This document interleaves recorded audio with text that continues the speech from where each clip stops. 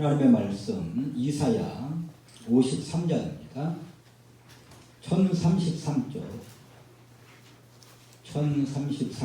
이사야 53장 1절로 마지막 절까지를 공독해 드리겠습니다. 이사야 53장 1033쪽 펴주신 줄 알고 공독해 드립니다. 우리가 전한 것을 누가 믿었느냐? 여호와의 팔이 누구에게 나타나느냐? 그는 주 앞에 자라나기를 연한 순 같고 마른 땅에서 나온 뿌리 같아서 고운 모양도 없고 풍채도 없은즉 우리가 보기에 흠모할 만한 아름다운 것이 없도다. 그는 멸시를 받아 사람들에게 버림받았으며 간고를 많이 겪었으며 질고를 아는 자라. 마치 사람들이 그에게서 얼굴을 가리는 것 같이 멸시를 당하였고 우리도 그를 귀히 여기지 아니하였도다. 그는 실로 우리의 질고를 지고 우리의 슬픔을 당하였거늘 우리는 생각하기를 그는 징벌을 받아 하나님께 맞으며 고난을 당한다 하였노라. 5절입니다. 그가 찔림은 우리의 허물 때문이요 그가 상함은 우리의 죄악 때문이라. 그가 징계를 받음으로 우리는 평화를 누리고 그가 채찍에 맞음으로 우리는 나음을 받았도다. 우리는 다 양 같아서 그릇 행하여 각기 제 길로 갔거늘 여호와께서는 우리 모두의 죄악을 그에게 담당시키셨도다. 그가 곤욕을 당하여 괴로울 때에도 그의 입을 열지 아니하였으며 마치 도수장으로 끌려가는 어린 양과 털 깎는 자 앞에서 잠잠한 양같이 그의 입을 열지 아니하였도다. 그는 곤욕과 신문을 당하고 끌려갔으나 그 세대 중에 누가 생각하기를 그가 살아있는 자들의 땅에서 끊어짐은 마땅히 형벌을 받을 내 백성의 허물 때문이라 하였으리요. 그는 강포를 행하지 아니하였고 그의 입에 거짓이 없었으나 그의 무덤이 악인들과 함께 있었으며 그가 죽은 후에 부자와 함께 있었도다. 여호와께서 그에게 상함을 받게 하시기를 원하사 질고를 당하게 하셨은즉 그의 영혼을 속건제물로 드리기에 이르면 그가 씨를 보게 되며 그의 날은 길 것이요 또 그의 손으로 여호와께서 기뻐하시는 뜻을 성취하리로다. 그가 자기 영혼에 수고한 것을 보고 만족하게 여길 것이라. 나의 의로운 종이 자기 지식으로 많은 사람을 의롭게 하며 또 그들의 죄악을 친히 담당하리로다. 그러므로 내가 그에게 존귀한 자와 함께 몫을 받게 하며 강한 자와 함께 탈취한 것을 나누게 하리니 이는 그가 자기 영혼을 버려 사망에 이르게 하며 범죄자 중 하나로 헤아림을 받았음이니라.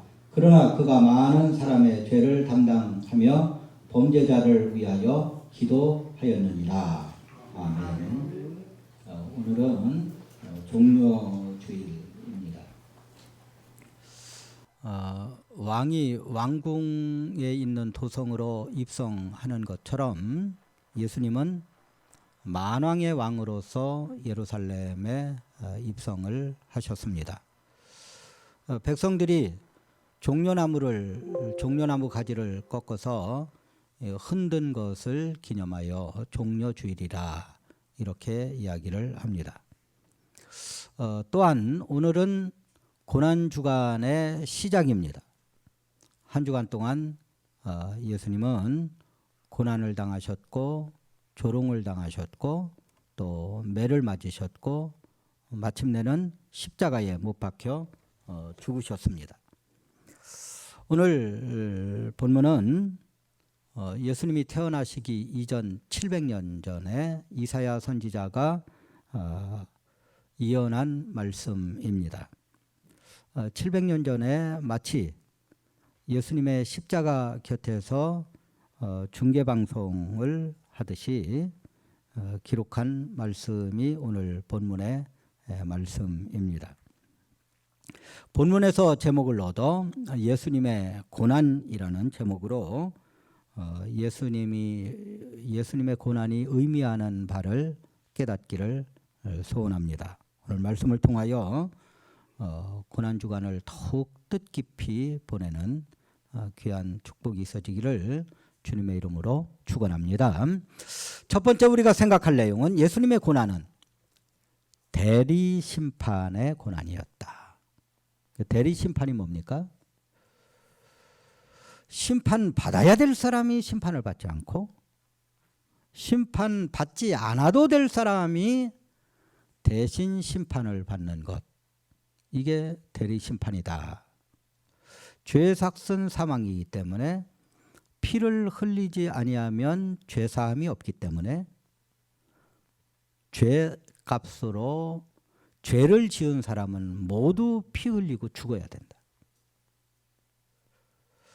아담의 후손인 모든 인류는 아담으로부터 유전받은 원죄와 자기가 80년 동안 살면서 지은 자범죄 때문에 누구든지 자기 죄 때문에 심판을 받아야만 합니다. 그런데 심판을 받지 않아도 될 예수님이, 죄가 전혀 없으신 예수님이 우리의 죄를 대신 뒤집어 쓰고 심판받은 것을 대리심판이라 그렇게 이야기를 합니다. 이 대리심판은 갑자기 생긴 게 아닙니다. 구약시대 이스라엘 백성들은 1500년 동안 이 대리심판을 체험하며 살아갔습니다. 죄는 이스라엘 백성들 사람이 지었는데 죽는 건 양이 죽는 거예요. 대리심판입니다. 대리심판. 칼을 들었으면 죄인인 자신을 찔러야지 되는데 자신을 찌르지 아니하고 양을 찌릅니다. 대리심판이다. 처참하게 죽어가는 그 양들을 바라보면서 죄값이 얼마나 크고 비통한지를 그들은 1500년 동안 뼛속 깊이 새기고 또 새겼습니다. 지금 전 세계 인구가 70억이 좀 넘는데 70억 마리의 양이 있어야 제사를 드리지 않습니까? 전 세계 양을 다 모아도 70억 마리가 되는지 잘 모르겠어요.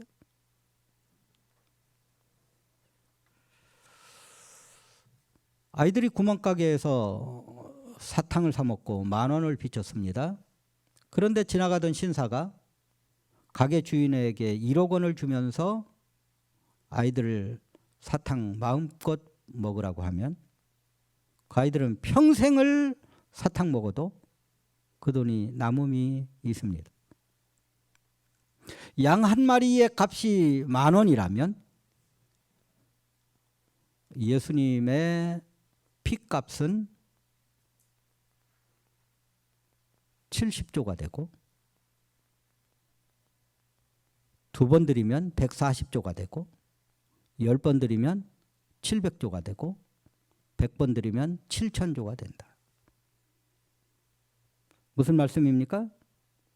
예수님의 생명값은 값으로 환산할 수 없을 만큼 대단한 가치다. 대단한 가치다. 세례 요한은 요한복음 1장 29절에서 자신에게 오시는 예수님을 보고 보라 세상 죄를 지고 가는 하나님의 어린 양이라고 증거하고 있습니다. 예수님은 평범한 양 한 마리가 아니라 세상 모든 인류가 평생 양으로 제사를 드리는 것보다 훨씬 더 값어치가 있는 하나님의 어린 양이라는 뜻입니다.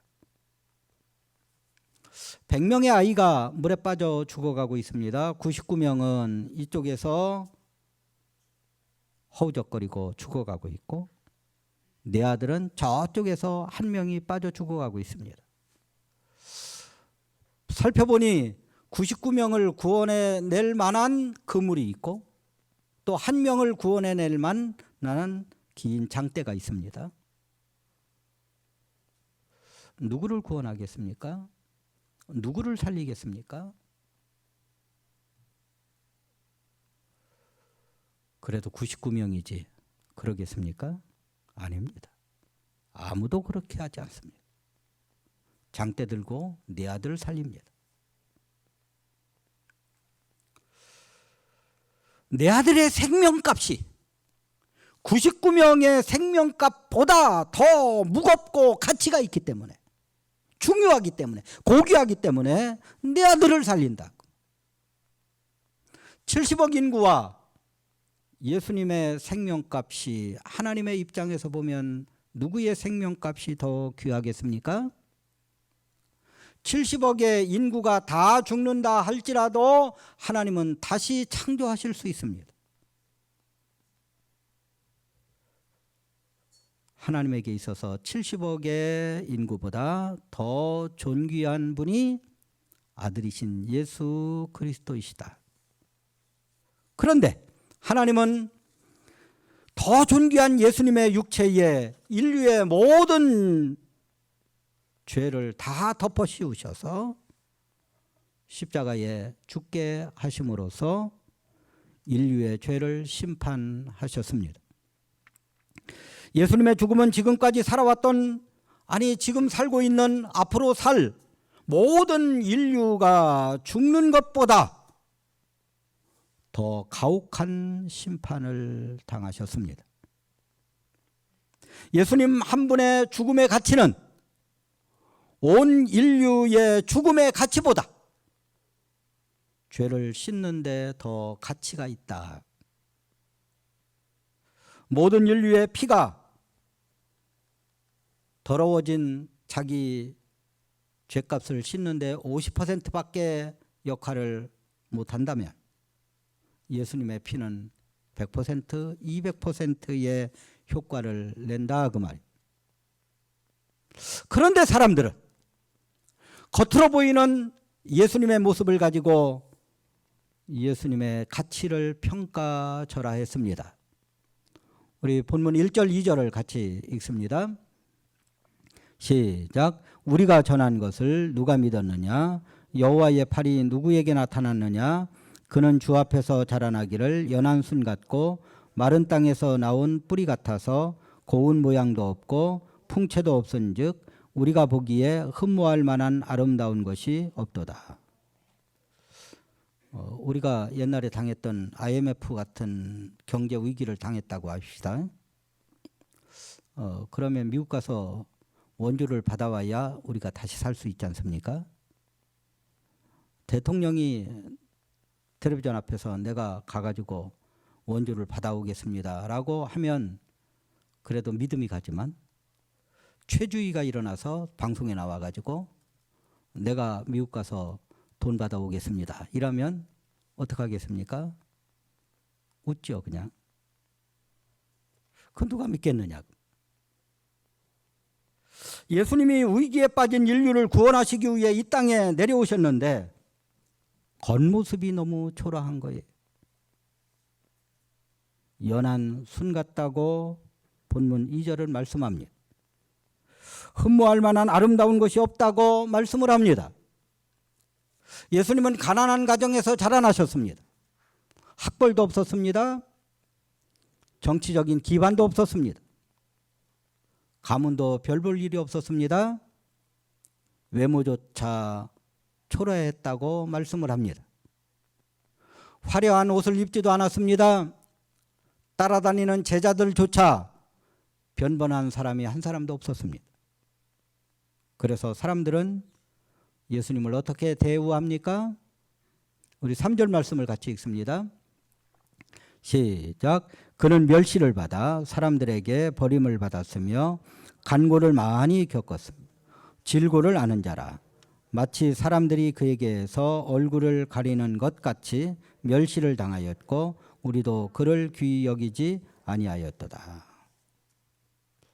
사람들은 예수님을 대할 때 마치 혐오스러운 사람을 대하듯이 대했다. 간구를 많이 겪었다는 말은 찢어지게 가난했다. 질고를 아는 자라는 말씀은 예수님 주위에는 아픈 사람들 뿐이었다. 형제들만 예수님을 바글바글 했습니다. 나사렛은 일종의 철거민촌이었습니다. 달동네였습니다. 쪽방촌이었습니다. 거칠고 반항적이고 불량스러웠습니다. 시샘말로 예수님은 양아치족 사이에서 자라나셨다. 예수님이 공생애를 시작했을 때도 예수님을 따라다니는 사람들은 모두 가난한 사람들 뿐이었습니다. 5,000명이나 모여서 예수님의 말씀을 들었지만 도시락이라도 하나 싸운 사람은 어린아이 하나뿐이었습니다. 몸이 아픈 사람들만 예수님께 왔습니다. 니고데모와 같이 사회적 지위가 있는 사람들은 예수님을 찾아와도 사람 눈에 안 띄게 밤중에 찾아왔습니다. 예수님이 십자가에 못 박혀 죽으실 때도 예수님을 변호하는 사람 한 사람도 없었습니다. 아무도 예수님을 귀하게 여기지 않았습니다. 3절 하반절은 우리도 그를 귀히 여기지 아니하였도다 말씀합니다.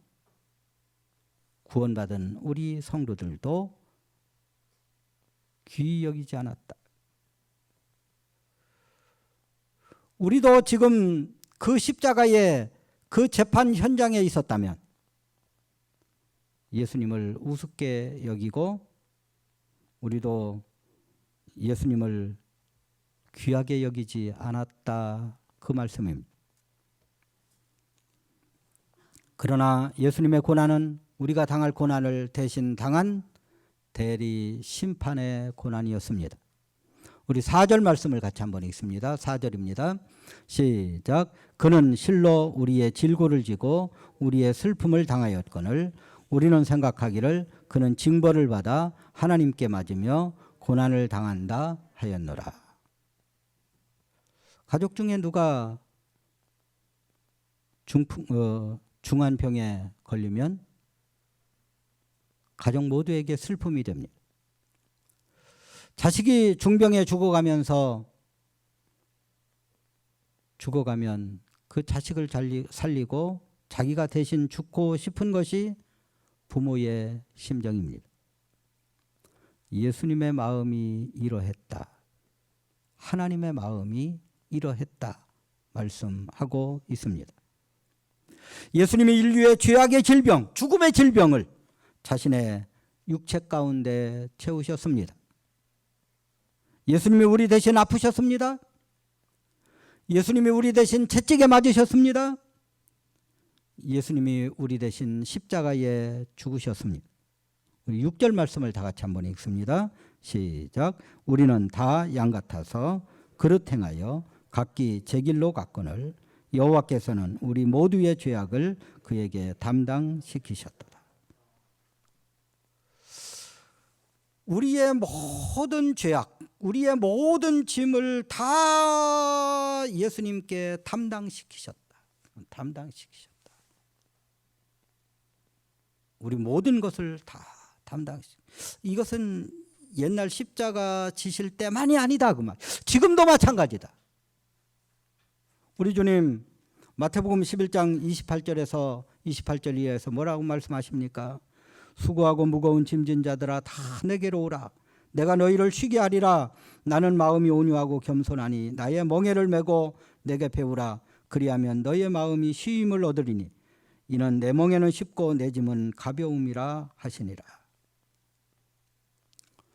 우리의 원죄도 예수님의 십자가에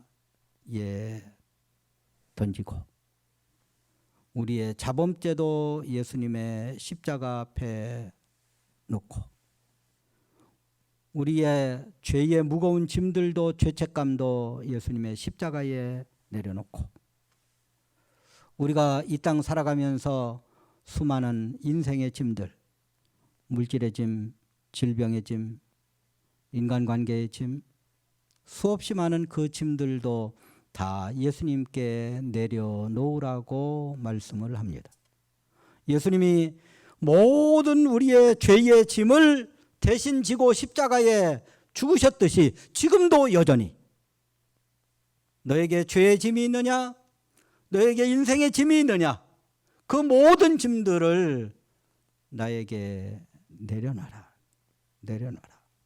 그리고 내가 지워주는 멍에를 메고 그 짐만 지고 가라. 이스라엘 나라에는 밭을 갈 때에 소 2마리가 갑니다. 하나는 아주 밭을 잘 가는 베테랑 소가, 또 하나는 이제 막 그 밭을 가는 것을 배우는 이제 초보 소가, 둘이, 그러니까 하나는 큰 소, 하나는 작은 소가 갑니다. 그러면 실제로 밭은 누가 가는 겁니까? 예, 큰 소가 다 가는 거예요. 작은 소는 따라가기만 하면 됩니다. 지금도 마찬가지다. 우리는 인생의 짐을 지고, 내가 그 짐을 지고 나 홀로 그 문제를 해결하려고, 돈 문제도 내가 해결하고, 질병 문제도 내가 해결하고, 사람 문제도 내가 해결하고, 이 땅에 수없이 많은 내 앞길의 모든 문제를 내가 해결하려고 합니다. 인생의 짐을 내가 지는 거다. 근데 예수님은 아니야. 그 짐들은 다 나에게 내려놔라. 나에게 내려놔라.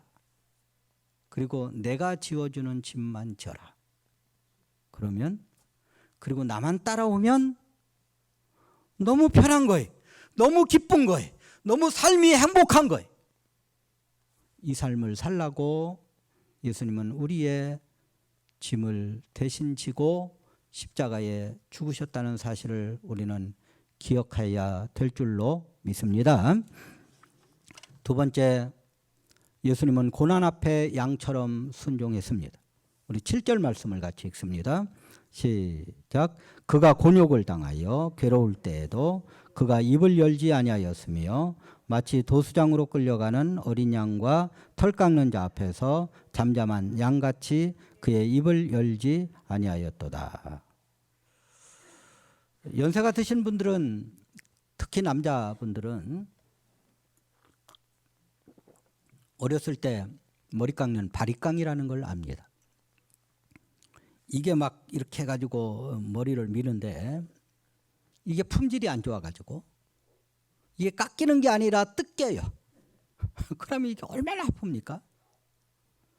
자, 생각해 보십시오. 우리 어렸을 때도 그래봐야 뭐 한 그 50년, 60년밖에 더 됩니까? 그때도 그랬는데 지금부터 2000년 전에 양의 털을 깎는 기계가 뭐 그게 좋았겠느냐. 뜯겨도 양은 아무 소리 하지 않습니다.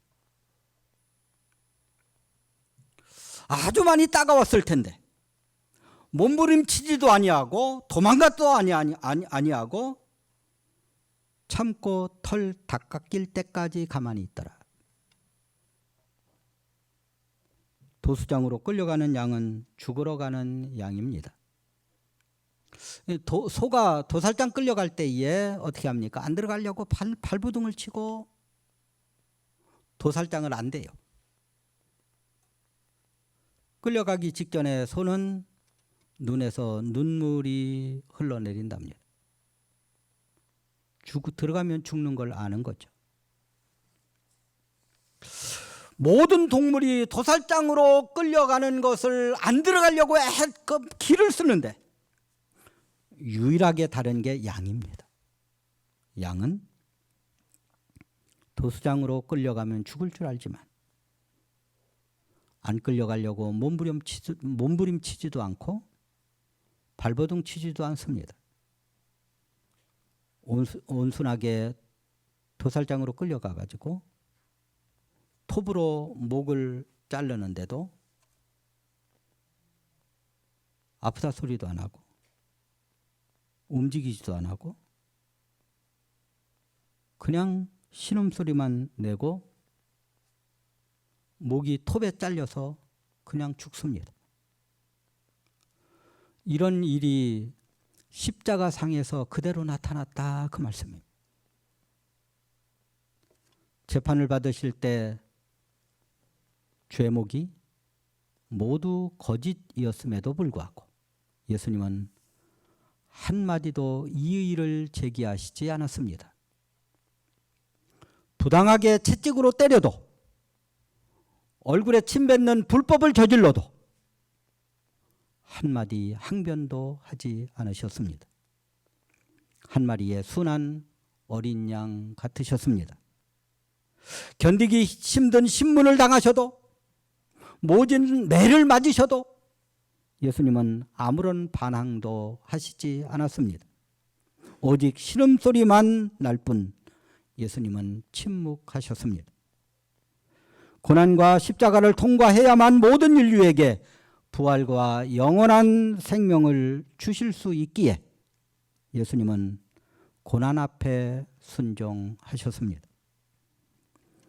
고난을 통과해서 하나님의 형상을 회복하는 것은 모든 인류에게 주어진 운명입니다. 예수님이 고난을 통과해서 영광에 이른 것처럼 우리도 고난을 통과하지 않고는 영생에 이를 수가 없습니다. 예수님이 십자가를 통과해서 부활에 이르신 것처럼 예수님을 따르는 우리도 고난의 과정을 통과하는 것이 필수 코스다. 고난을 통과하지 않고는 우리의 타락한 본성이 정결케 되지 않습니다. 용광로에 들어가지 않고는 금에서 불순물이 제거되지도 않고 쇳덩어리에서도 불순물이 제거되지 않습니다. 우리는 고난이라는 과정을 통과해서, 용광로를 통과해서 순금 같은 믿음을 얻을 수 있습니다. 순금과 같이 순결한 성품을 얻을 수 있습니다. 예수님은 고난 앞에 양같이 순종했는데 우리는 고난 앞에 어떤 자세를 취합니까? 난리치고, 하나님이 있으면 왜 나를 이렇게 하시느냐 하고, 내가 이제 교회 나오나 보라고 소리 지르고. 이건 양의 자세가 아니라 염소의 자세입니다. 예수님처럼 양의 자세로 고난에 임하여 고난 후에 영광을 맛보는 저와 여러분이 되어줄 수 있기를 주님의 이름으로 축원합니다. 세 번째입니다. 예수님은 자신이 받은 고난에 만족하셨습니다. 우리 11절 말씀을 다 같이 읽습니다. 11절입니다. 시작. 그가 자기 영혼에 수고한 것을 보고 만족하게 여기실 것이라. 여기까지만 읽습니다. 여러분, 산모가 아이 낳을 때 얼마나 고통스럽습니까? 그럼에도 불구하고 새로 태어난 아기를 볼 때 자기가 수고한 것에 만족스러워합니다. 고통스러웠다만 잘했다. 이 고통이 없이는 내 아이가, 내 자식이 나오지 않았을 텐데. 예수님은 십자가의 정신적 고통과 육체적 고통은 다 잊어버리고 자신의 수고에 만족스러워 하시며 기뻐하셨다. 우리 히브리서 12장 2절 말씀을 같이 읽습니다. 히브리서 12장 2절입니다. 시작. 믿음의 주여 또 온전하게 하시는 이인 예수를 바라보자. 그는 그 앞에 있는 기쁨을 위하여 십자가를 참으사 부끄러움을 개의치 아니하시더니 하나님 보좌 우편에 앉으셨느니라. 예수님은 그 고난 후에 있을 그 영광과 온 인류의 구원을 바라보시면서 묵묵히 양처럼 그 고난을, 그 어려움을 다 참으셨다. 사랑하는 성도 여러분, 전도해서 전도하는 게 얼마나 힘듭니까? 또 전도해 놓으면 답니까? 또 그 전도한 사람을 같이 모시고 다니면서 온갖 섬김을 다 해서 그런 수고 후에 그가 조금씩 믿음이 성장하는 것을 볼 때 옛날에 아픔은 다 잊어버린다. 다 잊어버린다. 기쁨만 남는다. 아이들 키우는 것이 얼마나 힘듭니까? 10개가 있으면 8개, 9개는 힘든 일 뿐입니다. 그런데 그 중에 한 가지, 두 가지가 기쁨이에요. 그러면 그 기쁨이 아이로 인하여서 자녀로 인하여 기쁨이 생기면 8가지, 9가지 힘든 일을 싹 잊어버린다. 언제 그런 일이 있었는지도 모른다. 이와 같이 예수님도 고난을 당하셨지만 앞에 있을 그 영광과 또 모든 인류의 구원을 바라보시면서 오히려 만족해 하셨다. 만족해 하셨다. 교회 청소를 한 후 깨끗한 예배당을 보면서 한없는 기쁨. 맛있는 식사 준비를 한 후 맛있게 식사하는 성도들을 보면서 느끼는 희열.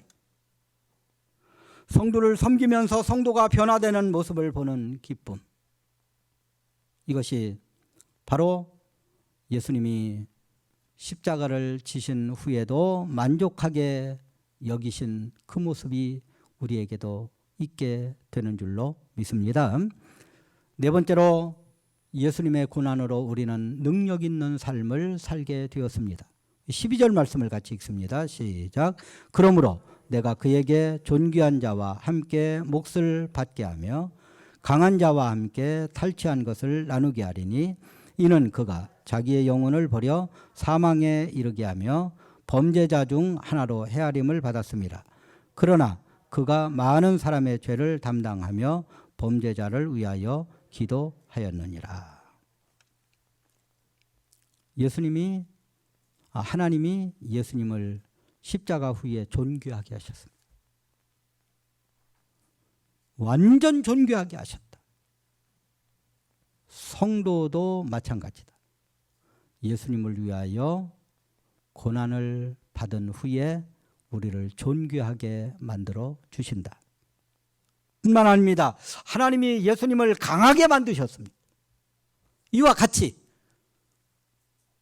하나님을 위하여 우리가 고난을 당한 후에 우리를 강하게 하신다. 왜입니까? 예수님은 하나님으로부터 능력을 성도들에게 주십니다. 성령을 보내주셔서 존귀한 삶을 살게 하십니다. 자, 예수 안 믿는 사람과 예수 믿는 사람들의 근본적인 차이점 하나가 뭡니까? 성령님이 내 안에 계신다. 예수 안 믿는 사람들은 성령님이 없어요. 그러니까 내 마음대로 사는 거예요. 그러나 예수 믿는 사람들의 마음속에는 성령님이 오셨어요. 예수님이 십자가를 지심으로 말미암아 성령님이 내 안에 내주하실 수 있게 되었습니다. 그 성령님이 우리를 존귀하게 만드시고 그 성령님이 우리에게 능력을 더하시고 우리는 이제 능력 있는 삶을 살 수 있게 되었습니다. 말씀을 맺습니다. 예수님의 고난은 대리 심판의 고난이었습니다. 지금도 예수님은 우리의 죄의 짐과 인생의 짐을 예수님께 맡기라고 하십니다. 그리고 예수님이 지어주시는 짐만 지고 인생을 걸어가면 우리를 천국길로 인도해 주시는 줄로 믿습니다. 예수님은 고난 앞에 양처럼 순종하셨습니다. 예수님을 위해 당하는 고난, 양처럼 순종하면 나를 높이시는 분은 하나님이신 줄로 믿습니다. 예수님은 자신이 받은 고난에 만족하셨습니다. 우리는 예수님이 지어주시는 짐을 지고 고난의 삶을 산다 할지라도 고난의 열매로 인한 보람을 느끼며 만족해야 할 것입니다. 예수님의 고난은 우리를 능력 있게 만든 능력 있는 삶을 살게 만들어 주었습니다. 성령님이 내 안에 오실 수 있게 되었기 때문입니다. 성령님이 임할 때 삼손이 괴력을 나타냈던 것처럼 성령님이 내 안에 계시기 때문에 우리가 도저히 할 수 없는 죄를 뿌리칠 수 있고 우리가 도저히 할 수 없는 그런 일도 성령님이 함께 하심으로 감당할 수 있는 줄로 믿습니다. 예수님의 고난이 이렇게 아름다운 고난임을 알고 그 예수님의 고난에 동참하는 저와 여러분이 되어줄 수 있기를 주님의 이름으로 축원합니다. 기도하시겠습니다. 사랑 많으신 하나님, 이 시간 하나님의 귀한 말씀을 잠시 상고했습니다. 말씀 따라서 우리의 삶이 예수님의 고난에 참여하는 아름다운 삶이 되어질 수 있도록 은혜를 베풀어 주옵소서. 감사하신 예수님의 이름으로 간절히 기도 올려나이다. 아멘. 기도하시겠습니다. 이제는 길이요 진리요 생명 되신 예수 그리스도의 은혜와 독생자를 아끼지 아니하시고 대속제물로 보내주신 하나님의 그 크신 사랑하심과 지금도 우리 가운데 역사하시는 성령의 교통하심과 감화하심이 이 시간 예수님의 고난을 생각하며 우리도 예수님의 고난을 본받아서 이 땅에서 아무리 어려운 일 당한다 할지라도 참으로 예수님이 지어주신 그 내 목에 태인 십자가를 붙들고 이 땅을 힘있게 살아가기 소원하는 사랑하는 모든 성도들 머리 위에, 가정 위에, 직장 위에, 사업장 위에, 자녀들 머리 위에 이제로부터 영원토록 함께 계실지어다. 아멘.